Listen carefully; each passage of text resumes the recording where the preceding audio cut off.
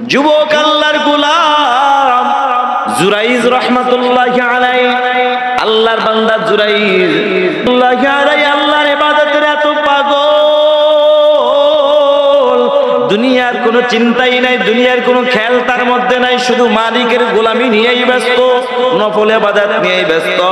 হঠাৎ করে জুরাইজের মা একদিন জুরাইজকে কি যে কোনো এক প্রয়োজনে জুরাইজকে ডাকার জন্য ওই জঙ্গলে ইবাদতখানার দরজায় চলে গেল। দরজার সামনে দাঁড়াইয়া তাকায়া দেখে জুরাইজ রাহমাতুল্লাহি আলাইহি নফল নামাজের মধ্যে দাঁড়ায়া গেছে। মা এবার ডাক দিয়া কয়, বাবা জুরাইজ, এই জুরাইজ, আমি মা তোমাকে ডাকতেছি, আমি মায়ের প্রয়োজন, তোমাকে দরকার। জুরাইজ রাহমাতুল্লাহি আলাইহি নামাজে দাঁড়াইয়া একবার চিন্তা করে, আল্লাহ,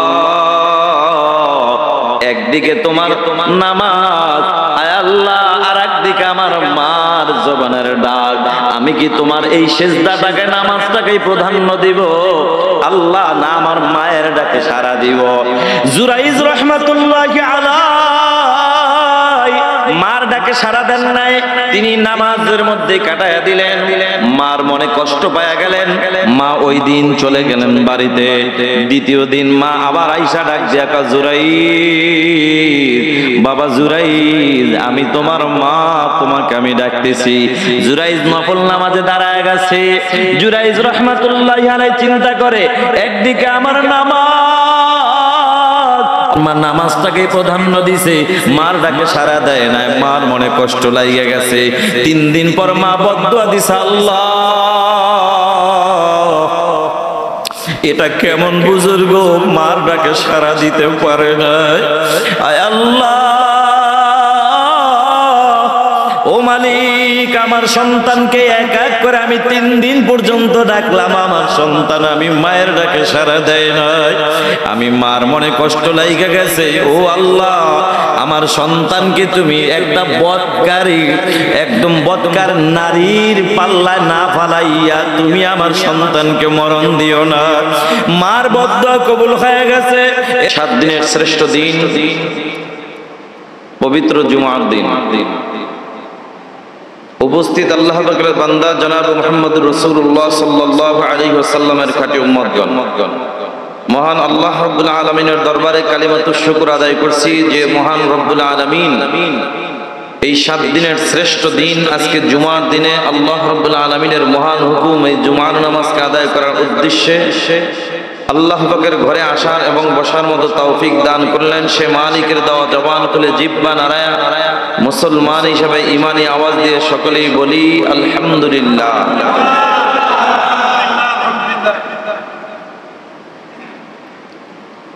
আমি আপনাদের মাঝে সূরা বনী ইসরাইল থেকে একখানা আয়াতের কিছু অংশ আপনাদের মাঝে তেলাওয়াত করেছি। আল্লাহর হাবিব সাল্লাল্লাহু আলাইহি ওয়াসাল্লামের অসংখ্য হাদিস থেকে ছোট্ট একখানা হাদিস আপনাদের মাঝে পেশ করেছি।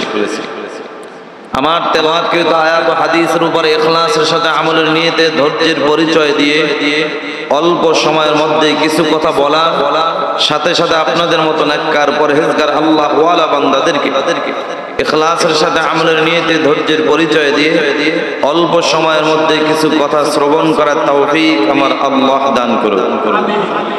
সবাই বলি, আর একটু আওয়াজ দিয়ে বলি আমিন। আয়াতে কারিমা তেলাওয়াত করেছি। আল্লাহ তাআলা বলেন, ওয়াকাযা রাব্বুকা আল্লা তা'বুদু ইল্লা ইয়্যা, আমি রব সিদ্ধান্ত দিয়েছি শুধুমাত্র কেবলমাত্র ইবাদত হবে কার? আঙ্গুলটারে একটু উঁচু করে বলেন না, ইবাদত হবে কার? এই যুবক ভাই, বৃদ্ধ বাবাজিরা, ও পর্দার আড়ালের মা, ইবাদত হবে একমাত্র আল্লাহ রাব্বুল আলামিনের। কারণ আল্লাহ তাআলা ইবাদত করার জন্যই তো আপনাকে আমাকে দুনিয়ার জমিনে পাঠাইলেন। কখন যেন চলে যাওয়ার ডাক এসে যায় বলা যায় না। কখন যেন চলে যাওয়ার ডাক এসে যায় বলা যায় না। কারণ আমরা মনে করি আমাদের মরণের এখনো অনেক সময় বাকি আছে, আমাদের মনে হয় এখনো লম্বা হায়াত আছে, কিন্তু মুসলমান বলা যায় না কখন জানি চলে যাওয়ার ডাক এসে যায়। আমি প্রায় সময় বিভিন্ন জায়গায় বলে থাকি, আপনাদের মাঝে বহুবার বলেছি, আজও বলে যাই, ও ভাই মরণ আমাদের হবে, এটা আমরা সবাই স্বীকার করি, এটা অস্বীকার করার সুযোগ আপনারও নাই আমারও নাই। হিন্দু বলো, বৌদ্ধ বলো, মুসলমান বলো, খ্রিস্টান বলো, যত জাতি আছে, যত দলের মুসলমান আছে, আল্লাহর বান্দা কারো এটা অস্বীকার করার সুযোগ নাই। আল্লাহর কালামের সব আয়াত অস্বীকার করার সুযোগ আপনার আছে, করলে করতে পারেন, কিন্তু এই আয়াত অস্বীকার করার সুযোগ কারো নাই। কথা কোন ঠিক কিনা? কোনটা আল্লাহ বলেন, কুল্লু নাফসিন যায়িকাতুল মাউত,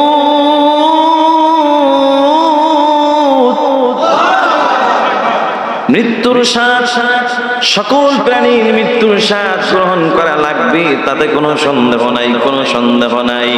মুসলমান আল্লাহর গোলাম, মরণ তো একদিন হবে, তবে মরণটা কোন দিন হবে জানা নাই, মরণটা কোথায় হবে এটাও জানা নাই, মরণটা কিভাবে হবে এটাও জানা নাই। এই জন্য সব সময় ওই মালিক আল্লাহর গোলামি নিয়েই আমাদের ব্যস্ত থাকা লাগবে, যাতে করে যেন আল্লাহ তাআলা ওই মালাকুল মউত আজরাইল যদি পাঠায়া দেয়, ওই মালাকুল মউত আজরাইল যেন আইসা দেখে আপনি আমি সিজদায় পড়ে আছি, মালাকুল মউত আজরাইল যেন এসে দেখে আপনি আমি আমার মালিক আল্লাহর গোলামি নিয়েই ব্যস্ত, ঠিক কিনা? এমন ভাবে মালিকের গোলামি নিয়েই ব্যস্ত যদি থাকতে পারি, তাহলে আপনার আমার মরণটা হবে সিজদা অবস্থায়। আশা করা যায় আপনার আমার মরণটা হবে ওই আল্লাহর কালাম তেলাওয়াত করা অবস্থায়, আপনার আমার মরণটা হবে আমার মালিক আল্লাহর নামের জিকির অবস্থায় যদি মরণ হয়। কত না ভাগ্য ভালো মুসলমান আল্লাহর গোলাম, ওই ব্যক্তির ভাগ্যটা কতই না ভালো, কতই না ভালো, যার মরণটা হয় মালিকের গোলামি করা অবস্থায়। কথা কোন ঠিক কিনা? আর ওই ব্যক্তির ভাগ্যটা কতই না খারাপ, যার মরণটা হয় মদের আড্ডায়, যার মরণটা হয় হেডফোন লাগাইয়া গান শোনা অবস্থায় মরণ হয় কি হয় না? এই জন্য কলিজার টুকরা যুবক ভাই, বৃদ্ধ বাবাজিরা, ও পর্দার আড়ালের মা, মালিক দুনিয়ার জমিনে পাঠাইছেন শুধুমাত্র কেবলমাত্র ওই মালিকের গোলামি করার জন্য, ঠিক কিনা? আমার আল্লাহ আপনার আমার মালিক যিনি, তিনি কে? ওই মালিক আল্লাহ তাআলা সুন্দরভাবে জানায়া দেয় কেন আপনাকে আমাকে পাঠাইছেন। আল্লাহ বলেন, ওয়া মা খালাকুতুল জিন্না ওয়াল ইনসা ইল্লা লিয়াবুদুন। আল্লাহ বলেন, জিন এবং ইনসান সৃষ্টি করেছি একমাত্র আমি আল্লাহর গোলামি করার জন্য। এই জন্য আল্লাহ তাআলা বলেন, সূরা বনী ইসরাঈলের আয়াতের অংশ তেলাওয়াত করেছি। আল্লাহ বলেন, ওয়া ক্বাদা রাব্বুকা আল্লা তা'বুদু ইল্লা ইয়্যা, আমি রব সিদ্ধান্ত দিয়েছি শুধুমাত্র কেবলমাত্র ইবাদত হবে, গোলামি হবে আমি আল্লাহর। সাথে সাথে আল্লাহ তাআলা বলেন, ওয়া বিল ওয়ালিদাইনি ইহসানা,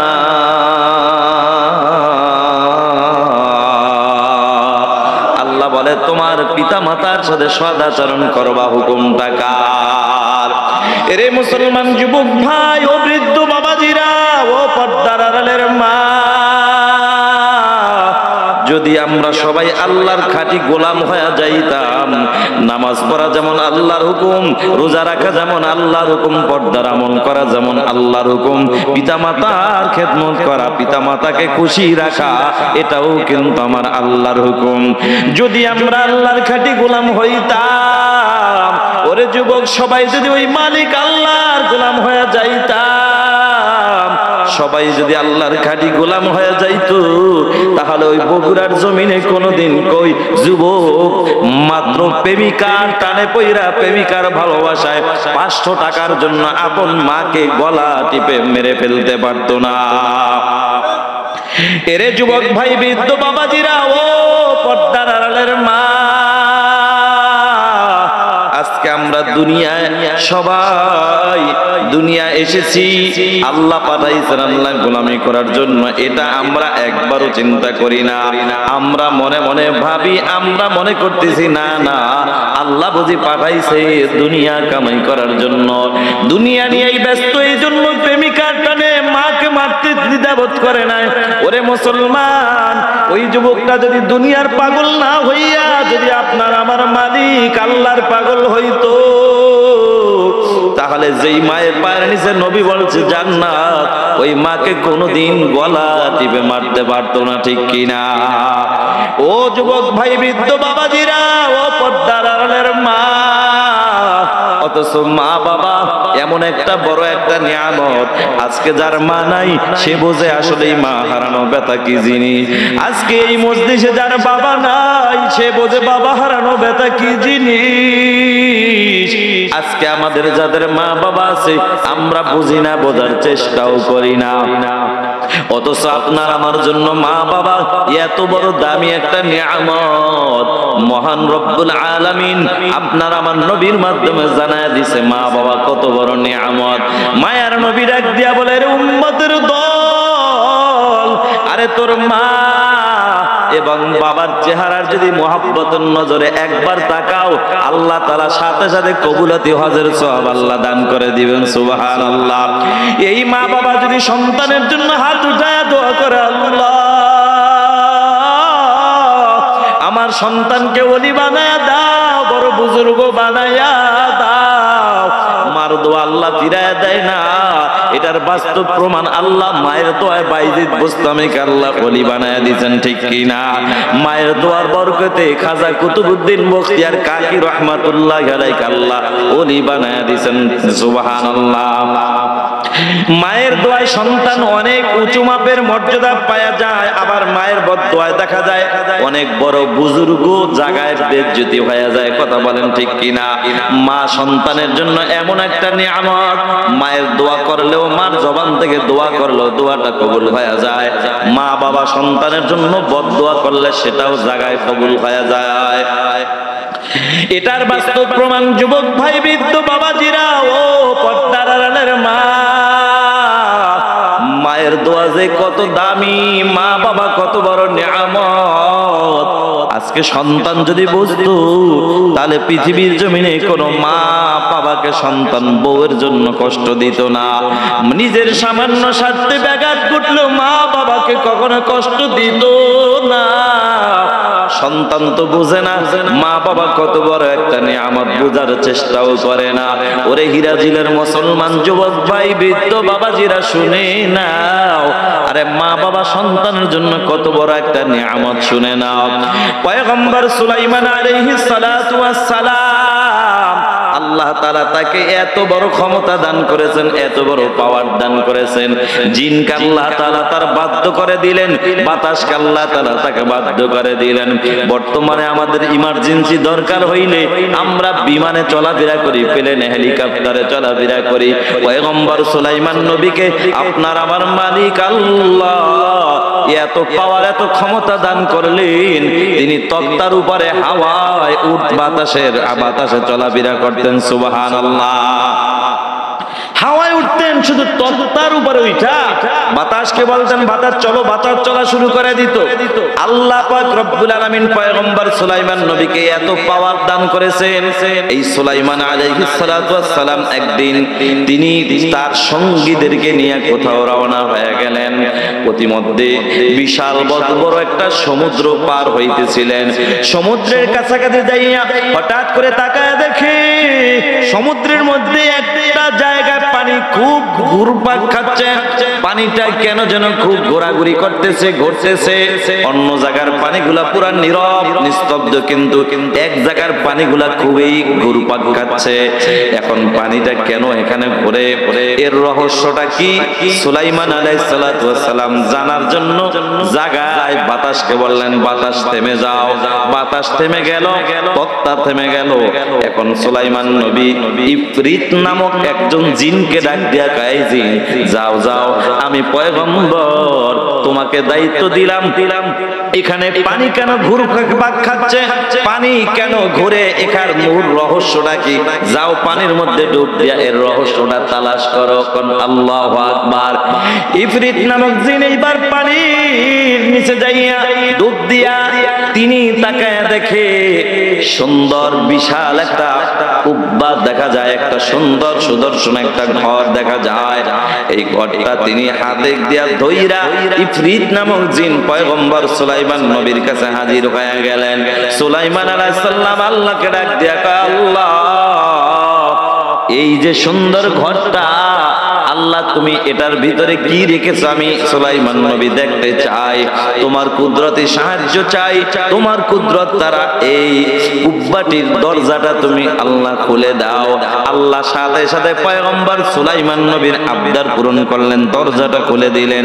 অটোমেটিক দরজা খোলার পরে পয়গম্বর সুলাইমান নবী তাকায়া দেখে ওই কুব্বাটির মধ্যে একজন যুবক আল্লাহর বান্দা সিজদায় পড়ে আছে। সুবহানাল্লাহ। আল্লাহ পাক রব্বুল আলামিন কুদরতি কদমে সিজদায় পড়ে আছে। যুবককে ডাক দিয়া বললেন, যুবক তুমি যে এখানে সিজদায় পড়ে আছো, এখানে যে ভিতরে তুমি আছো, তুমি কোন আমলের বিনিময়ে তুমি এই জিনিসটা পাইলা, এত সুন্দর নিয়ামত তুমি পাইলা? আল্লাহ পাক রব্বুল আলামিন তোমাকে এত বড় নিয়ামত দান করছে বলো। যুবক ডাক দিয়া কয়, পয়গম্বর শুধুমাত্র আমার মা বাবার দোয়ার বরকতে আল্লাহ আমাকে তো সম্মান দান করেছেন। পয়গম্বর সুলাইমান নবী বলে, কেমন কি আমল করেছো? আরে মা বাবার কি খেদমত করেছো যার কারণে আল্লাহ তোমাকে এত সম্মান দান করেছে? খেদমতের ধরনটা খুলে বলো। যুবক ডাক দিয়া কয়, ও পয়গম্বর আমার বাবা হঠাৎ করে একদিন দুনিয়া থেকে বিদায় হয়ে গেল। আমার মা যখন বুড়া হয়ে গেল, আমার মা হাঁটতে চলতে পারে, কোনো অসুবিধা নাই। কিছুদিন যাওয়ার পর, মানে কয়েকটা বছর পার হওয়ার পর আমার মা হঠাৎ করে অচল হয়ে গেল। আমার মা এখন হাঁটতেও পারে না, মানুষের সাহায্য ছাড়া উঠতেও পারে না, বসতেও পারে না। আমার মাকে আমি ফালাইয়া দেই না, বরং আমার মা যখন অচল হয়ে যায়, আমার মাকে আমি আমার কাঁধের উপরে উঠাইয়া আমার মাকে আমি খেদমত করেছি। আমার মা যেখানে যাইতো আমি আমার কাঁধের উপরে উঠাইয়া আমার মাকে আমি কাঁধের উপরে উঠাইয়া আমার মাকে সব জায়গায় আমি ঘুরাইতাম। আমার মাকে কোনো প্রকার কষ্ট দিতাম না। আমার মায়ের খেদমত গুলা করার কারণে আমার মা আমার উপর অনেক খুশি হয়ে গেছে। একদিন দেখলাম আমার জনম দুঃখিনী মা আল্লাহর দরবারে দুটি হাত তুলে ডাক দিয়া কয়, আল্লাহ আমার সন্তানের উপর আমি মা খুশি হয়ে গেলাম, তুমিও খুশি হয়ে যাও। আয় আল্লাহ, আমি মা হইয়া আমার সন্তানের জন্য একটা আবদার জানাই, আমার সন্তানকে তুমি অল্প জিনিস দিয়াই আল্লাহ তুমি সন্তুষ্ট রাখো।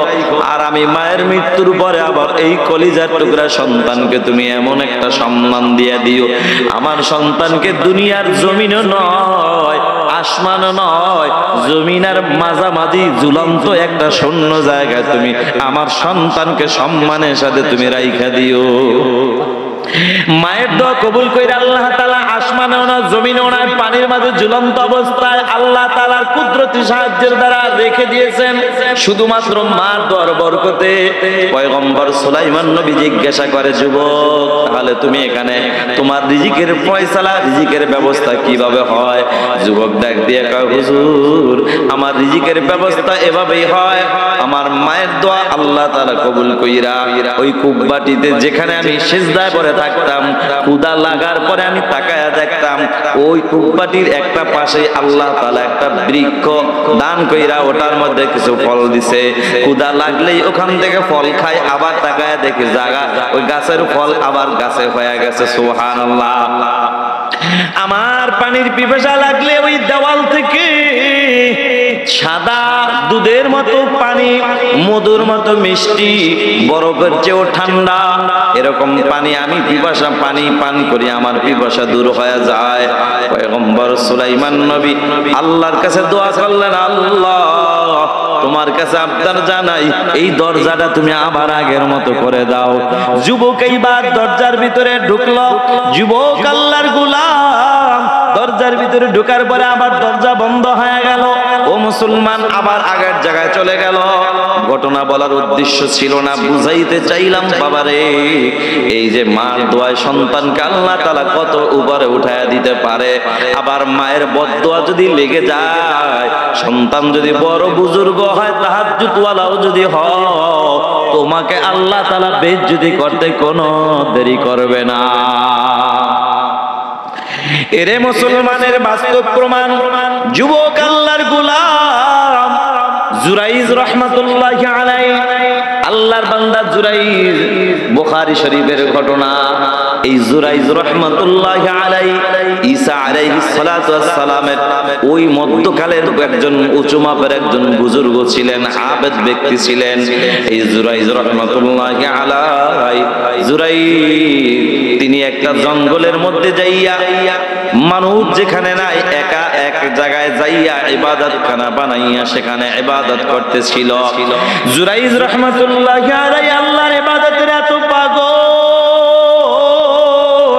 দুনিয়ার কোনো চিন্তাই নাই, দুনিয়ার কোনো খেয়াল তার মধ্যে নাই, শুধু মালিকের গোলামি নিয়েই ব্যস্ত, নফল ইবাদত নিয়েই ব্যস্ত। হঠাৎ করে জুরাইজের মা একদিন জুরাইজকে কি যে কোনো এক প্রয়োজনে জুরাইজকে ডাকার জন্য ওই জঙ্গলে ইবাদতখানার দরজায় চলে গেল। দরজার সামনে দাঁড়াইয়া তাকায়া দেখে জুরাইজ রাহমাতুল্লাহি আলাইহি নফল নামাজের মধ্যে দাঁড়ায়া গেছে। মা এবার ডাক দিয়া কয়, বাবা জুরাইজ, এই জুরাইজ, আমি মা তোমাকে ডাকতেছি, আমি মায়ের প্রয়োজন, তোমাকে দরকার। জুরাইজ রাহমাতুল্লাহি আলাইহি নামাজে দাঁড়াইয়া একবার চিন্তা করে, আল্লাহ, একদিকে তোমার নামাজ, আয় আল্লাহ, আর একদিকে আমার মার জবানের ডাক, আমি কি তোমার এই সিজদাটাকে নামাজটাকেই প্রাধান্য দিব আল্লাহ, না আমার মায়ের ডাকে সাড়া দিব? ওরে মুসলমান, শরীয়ত কি বলছে শুনে নাও। ও কলিজার টুকরা যুবক, ও বৃদ্ধ বাবাজিরা, ইসলাম কি বলছে শুনে নাও। ইসলাম বলছে, যুবক, আল্লাহর হুকুম ফরজ নামাজ বাদ দিয়া নামাজের ফরজ নামাজের পরে কোন নফল ইবাদতে যদি তুমি দাঁড়ায় যাও, নফল নামাজে দাঁড়ায় গেছো, এমন সময় তোমার পিতা এবং মাতা যদি ডাক দেয়, এই সন্তান আসো, তোমাকে প্রয়োজন, তোমার ওই নফল নামাজ ছাইরা মা বাবার ডাকে সাড়া দেওয়া তোমার জন্য ওয়াজিব হয়ে যাবে। সুবহানাল্লাহ। হয়তো জুরাইজ রাহমাতুল্লাহি আলাইহি এটা জানা ছিল না, যার কারণে তিনি আল্লাহ পাকের ইবাদতটাকে গুরুত্ব দিয়েছেন, নফল ইবাদতটাকে গুরুত্ব দিয়েছেন। অথচ মায়ার নবী কি বলছে শুনে নাও। আল্লাহর নবী ডাক দিয়া কয়, উম্মত রে, আরে তোর মন চায় ওই হিরাজিল বাইতুল ফালা জামে মসজিদে যাইয়া জুমার দিন হুজুরের বয়ান শোনার জন্য তোর খুব মন চায়, খুব ভালো লাগে, আগে আগে মসজিদে যাবি, তুই বরণে কইরা ফালাইছ, কিন্তু তোর ঘরের মধ্যে তোর মা অসুস্থ, আরে তোর বাবা অসুস্থ, খেদমত করার কেউ নাই।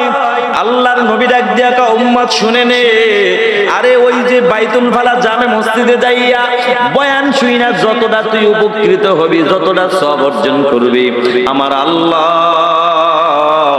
আল্লাহ নবীর মাধ্যমে জানায় দিছে, এরে বান্দা, তোর ওই জোয়া বয়ান শোনার দরকার নাই, জুমার বয়ান পরে শুনবি, তোর মায়ের খেদমত আগে কর, কারণ তোর মা অসহায়, খেদমত করার কেউ নাই।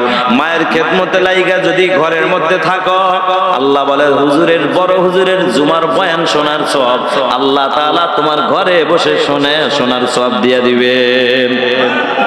শুধু বয়ান না, এখানে ক্ষান্ত নাই, আল্লাহর নবী আরো কত মারাত্মক কথা বলেছেন মা বাবার খেদমতের ব্যাপারে। এরে যুবক ভাই, তুমি জুমার দিন জুমার মসজিদে আইসা নামাজ পড়বা, এটাই স্বাভাবিক, কিন্তু যুবক, তোমার ঘরে তোমার মা বড় অসুস্থ, তোমার বাবা বড় অসুস্থ, মায়ের খেদমত করার কেউ নাই, কেউ নাই, বাবার খেদমত করার কেউ নাই।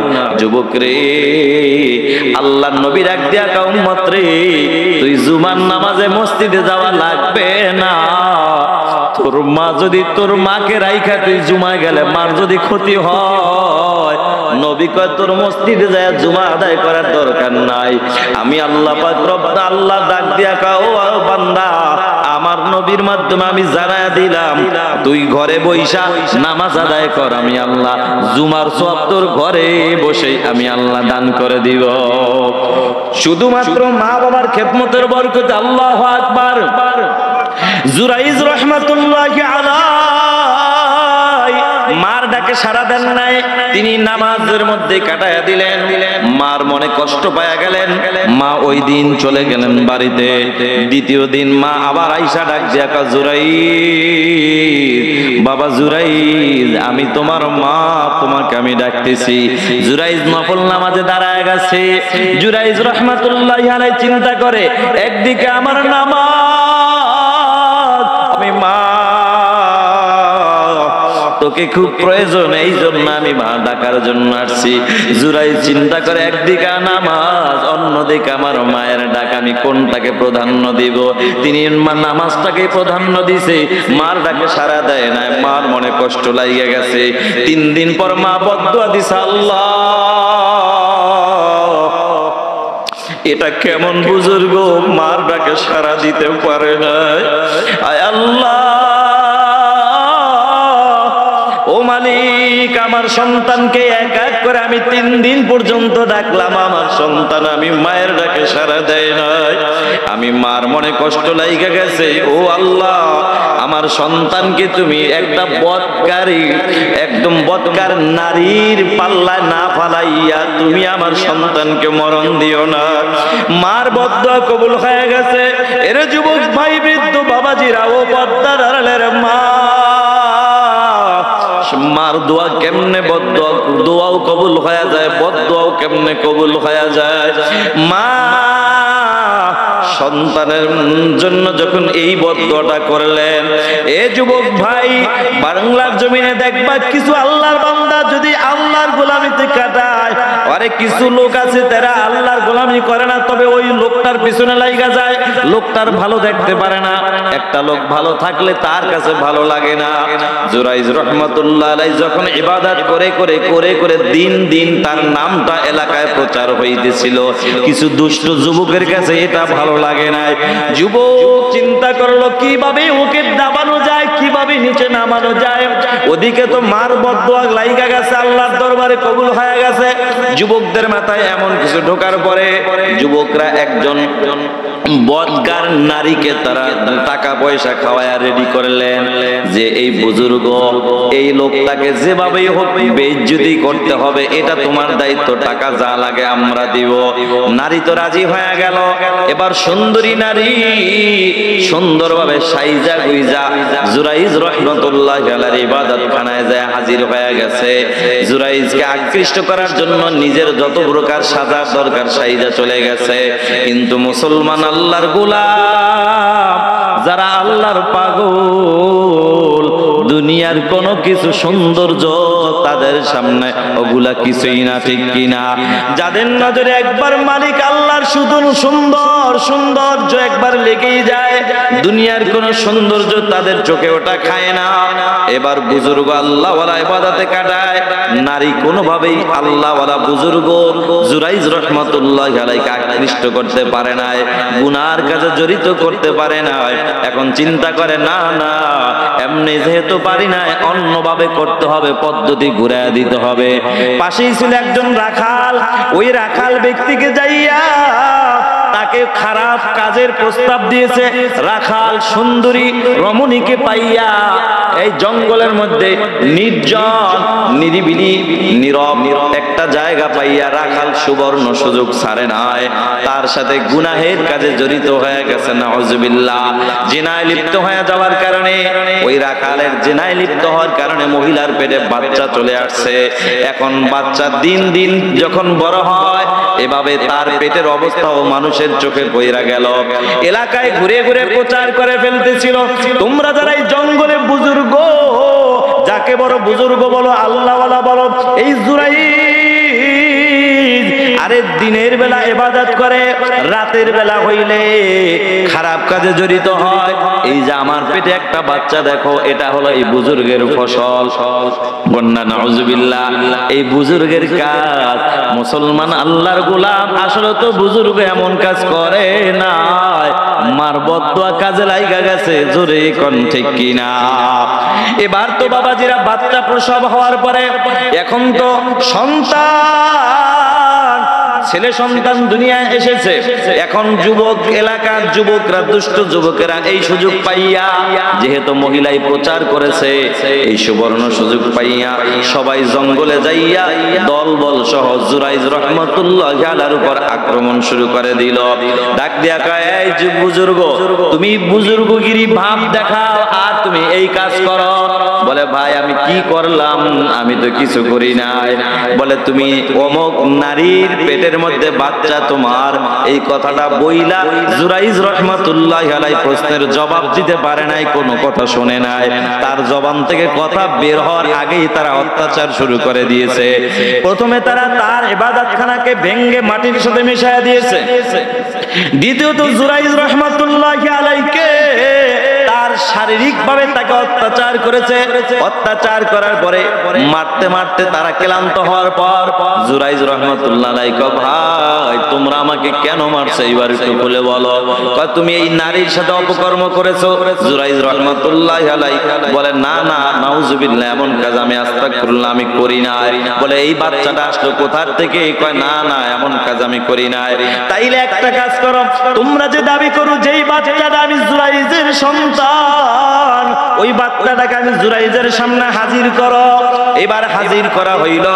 এবার জুরাইজ রহমাতুল্লাহ আলাইহি বুজুর্গ উযুটা বানাইয়া 2 রাকাত নফল নামাজ পড়ে আল্লাহর কাছে হাত উঠায় দোয়া করে, ওরে আকাশের মালিক আমার আল্লাহ, ও আল্লাহ, তুমি তো জানো আমি গুনাহ করি নাই, এই গুনার সাথে আমি জড়িত ছিলাম না। মানুষ আমাকে আল্লাহওয়ালা ভাবতো, আয় আল্লাহ টুপি মাথায় দিয়া দাঁড়িয়ে রেখে ইবাদত বন্দেগি কাটাইলাম। ও আল্লাহ, তুমি যদি এখন সত্যটা প্রকাশ না করো তাহলে ইসলামের ক্ষতি হবে, টুপিওয়ালার ক্ষতি হবে, আমাদের মতো ইবাদতকারীদের ক্ষতি হবে, ইসলামের বদনাম হবে। আল্লাহ এটা চাই না। আসল রহস্যটা তুমি সবার সামনে প্রকাশ করে দাও। এই কথাটা বইলা আল্লাহর কাছে দোয়া কইরা যুবক জুরাইজ রহমাতুল্লাহ আলাইহি ওই শিশু বাচ্চার পেটের মধ্যে হালকা মৃদুভাবে আঘাত করেছেন। আঘাত কইরা ডাক দিয়া কয়, রে বাচ্চা তুই বল, তোর পিতা কি আমি না অন্য কেউ? এরে মুসলমান, কিতাবে আসছে জুরাইজ রহমাতুল্লাহ আলাইহি সামান্য আঘাত করে প্রশ্ন করার সাথে সাথে শিশু বাচ্চার জবান আল্লাহ খুলে দিছে। শিশু বাচ্চা এবার ডাক দিয়া কয়, আসলে আমার পিতা তো এই জুরাইজ নয়, আমার পিতা হলো অমুক এলাকার অমুক রাখাল। সুবহানাল্লাহ। মুসলমান আল্লাহর গোলাম, ঘটনা বলার উদ্দেশ্য ছিল না, বুঝাইতে চাইলাম যুবক রে, মা বাবার দোয়াও কাজে লেগে যায়, মা বাবার বদদোয়াও কারেন্টের মতো কাজে লেগে যায়।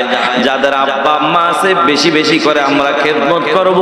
নবী বলে, আল জান্নাতু তাহতা আকদামিল উম্মাহাত, তোমার মায়ের পায়ের নিচে তোমার জন্য জান্নাত। সুবহানাল্লাহ।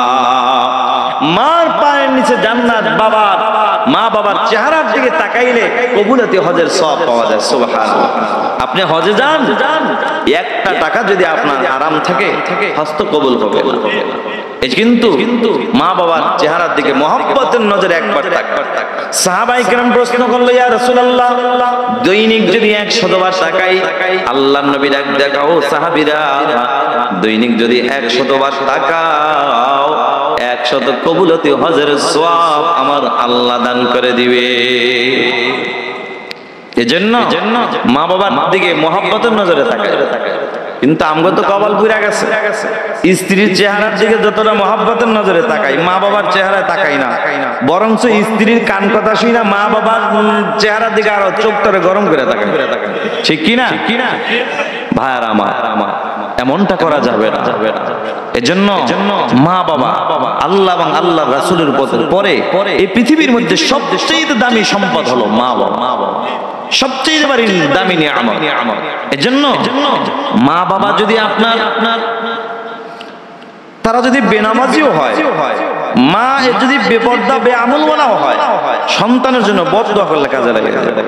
মা যদি বেপর্দাওয়ালা হয়, বেনামাজি হয়, তারপরে কিন্তু সন্তানের জন্য দোয়া করলে ওটাও কাজে লাগে। এজন্য ভাই, মা বাবার মনে কষ্ট দিয়েন না। আল্লাহ আমাদের সবাইকে কবুল করে বলুন আমিন। ভাইয়েরা আমার, আলহামদুলিল্লাহ, আপনারা শুনলে খুশি হবেন।